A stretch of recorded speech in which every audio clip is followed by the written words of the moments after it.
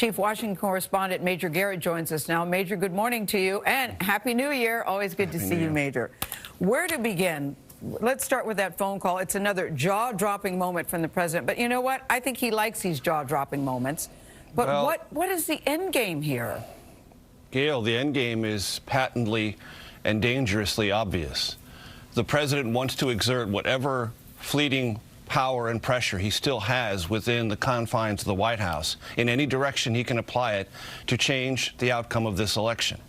That is clear. The president's motives are clear.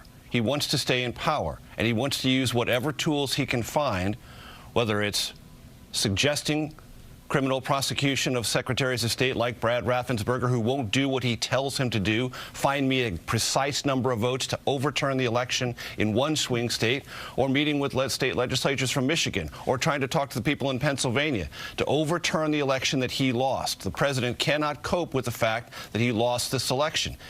Whether or not he believes he won it or not is immaterial. That belief does not comport with reality, but he is abusing and using power to overturn something he can't cope with. Right. The Constitution doesn't create space for that in our republic, and Republicans who watch this and stand idly by will be participating in the weakening of that republic and the Constitution that protects us from these kinds of abuses or attempted abuses of power. Yeah, that leads me to the next question, because I get it, Major. I know what the motives are, but the numbers simply aren't there, and that's why I wonder why he keeps continuing to try to do this.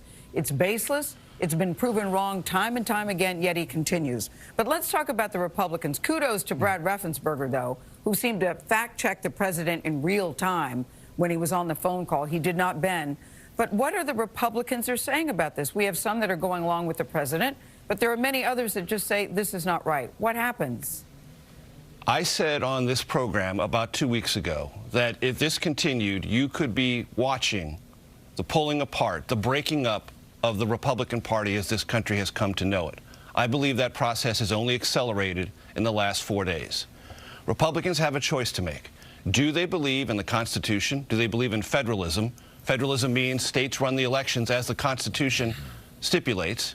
And do you believe in facts? And do you believe in verifiable elections conducted with the most transparency ever, which is what this election was? Or do you believe in the personification of a Republican Party under one person and one person only, Donald Trump? Do you believe in grievance? Do you believe in conspiracy theories? Do you believe in baseless allegations that cannot stand up in court? If you do, then you're part of that new Republican Party, and it's dividing before our very eyes. Yeah, and how do you think it's going to affect the race in Georgia, Major? The president's going there tonight, so is Joe Biden.